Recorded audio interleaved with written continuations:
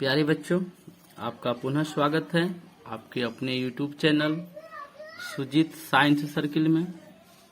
एक विशेष सूचना है कि सुजीत साइंस सर्किल से तो ये YouTube चल ही रहा है, एक और नया YouTube चैनल बना है सुजीत साइंस सर्किल। स्मॉल में लिखा होगा स्मॉल SUJEET साइंस.सर्किल। तो बच्चों से आग्रह है, रिक्वेस्ट है कि YouTube पर उसको भी सर्च करके स्मॉल में सुजीत साइंस.सर्किल को सब्सक्राइब कर देंगे। उस पे भी अब वीडियो अपलोड होगा। चूंकि ये चैनल पुराना, बहुत ज़्यादा पुराना था, तो एक नया चैनल बनाना जरूरी था। तो वीडियो अपना उस पे भी अपलोड होगा और इस पे भी होगा। तो सभी सर्च करके, जब सुजीत साइंस सर्किल सर्च करेंगे तो एक चंदन लगा हुआ फोटो मिलेगा, तो मेरा ही फोटो है, तो फिर उसको सब्सक्राइब कर देना है। आज हम लोग बच्चों का बहुत कमेंट था और ऑफलाइन में बताए भी थे बच्चे कि सर क्लास 8 का भी वीडियो अपलोड कीजिए ताकि हम लोग को भी पढ़ाई करने में दिक्कत ना हो, आसानी से क्वेश्चन आंसर उपलब्ध हो जाए। तो विशेष आग्रह पे आज क्लास 8 के विज्ञान का एक पाठ का अति लघुत्तरीय प्रश्न उत्तर हम लोग करेंगे। पहला प्रश्न है, पौधे को स्वपोषी क्यों कहा जाता है? अति लघु है, एक पाठ का। उत्तर है कि पौधे प्रकाश संश्लेषण प्रक्रम द्वारा अपना भोजन स्वयं संश्लेषित करते हैं, इसलिए पौधे को स्वपोषी कहा जाता है। क्वेश्चन नंबर 2 है, किन्हीं 3 दलहन फसलों के नाम लिखे। 1 में चना, 2 में मटर और 3 में अरहर। आप अपने मन से कोई भी दलहन फसल लिख सकते हैं जिसका दाल हम लोग उपयोग करते हैं, दाल खाते हैं। दाल का जो उपयोग होता है वो सभी दलहन फसल होते हैं। क्वेश्चन नंबर 3, रबी फसल को किस ऋतु में लगाया जाता है? उत्तर है रबी फसल को शीत ऋतु में लगाया जाता है। प्रश्न संख्या 4, किन्हीं 3 अपघटकों के नाम लिखे। अपघटक क्या है?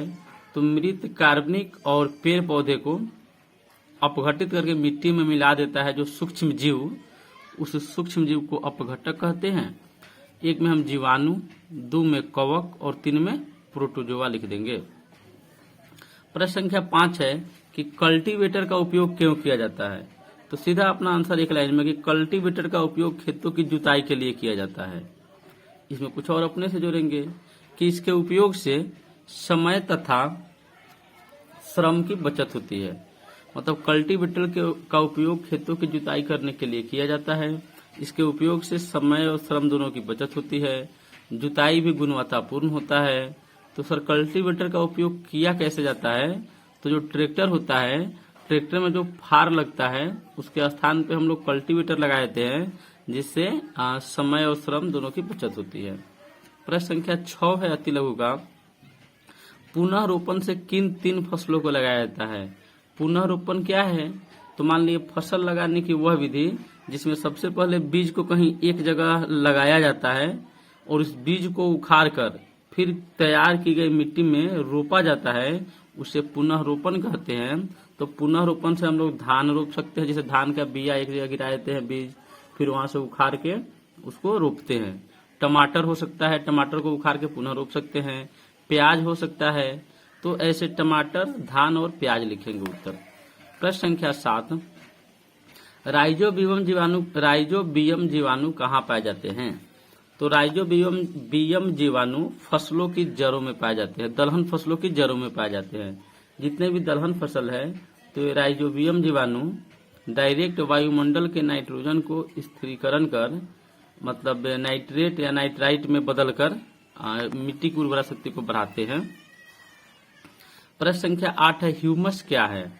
तो पादप और जंतुओं के मृत अवशेषों को मिट्टी में अपघटन के फलस्वरूप बने कार्बनिक पदार्थ को ह्यूमस कहते हैं। ह्यूमस खेतों की उर्वरा शक्ति को क्या करता है? बढ़ाने का काम करता है। प्रश्न संख्या 9 है, किन्हीं 3 खरपतवारों के नाम लिखे।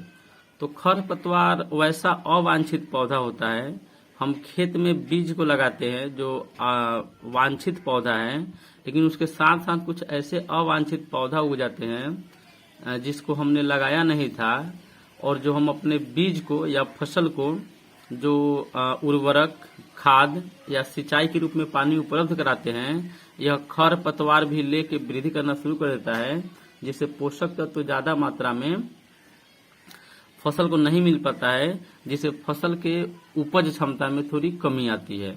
तो अच्छी फसल के लिए इस खरपतवार को उखाड़ना जरूरी होता है, जिसे निराई कहते हैं। तो 3 खरपतवार का नाम हुआ बथुआ, गाजर घास और मोथी। प्रश्न संख्या 10 है, फलों तथा सब्जियों का भंडारण कहाँ किया जाता है? आखिर फल और सब्जी के भंडारण की आवश्यकता क्यों होता है? तो मान लीजिए जो फल और सब्जी प्रोडक्ट के रूप में, प्रतिफल के रूप में बना पेड़ पौधे से, अगर उसको ऐसे ही हम रख देंगे तो खराब हो जाएगा। तो उसका भंडारण कोल्ड स्टोरेज में या शीतगार में किया जाता है। उत्तर रहेगा शीतगार या कोल्ड स्टोरेज। ये अति लघु उत्तरीय प्रश्न उत्तर था क्लास 8 के भारतीय भवन विज्ञान के पाठ 1 का। आप सभी उस चैनल को सब्सक्राइब जरूर कर देंगे, सुजीत science.circle को। उस पे भी अब कंटिन्यू वीडियो अपलोड होगा। धन्यवाद।